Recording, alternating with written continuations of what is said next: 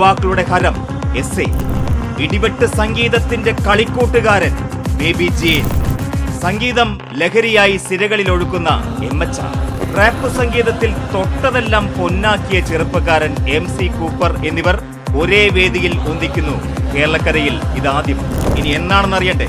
ജനുവരി 4 വൈകിട്ട് 6 മണി കാനാടിക്കാവ് വിഷ്ണുമായ ക്ഷേത്ര സന്നിധിയിലേക്ക് ഏവരെയും സാദരം ക്ഷണിക്കുന്നു.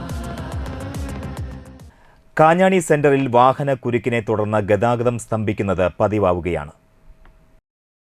ഇവിടെ പതിവായി ഡ്യൂട്ടിയിൽ ഉണ്ടാകാറുള്ള ഹോം ഗാർഡിൻ്റെ സേവനം വ്യാഴാഴ്ച ഇല്ലാതായത് ഗതാഗത കുരുക്ക് ഇരട്ടിയാക്കി.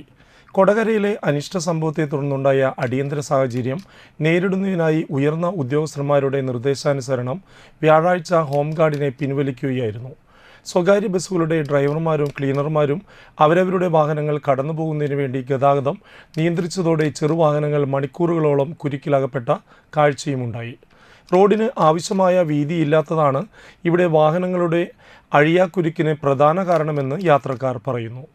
ട്രാഫിക്കിൽ നിന്നും ഹോം ഗാർഡുകളെ ഒഴിവാക്കി ട്രാഫിക് പരിശീലനം നേടിയ ഉദ്യോഗസ്ഥരെ കാഞ്ഞാണി ട്രാഫിക്കിൽ നിയമിക്കണമെന്ന ആവശ്യവും ശക്തമാണ്.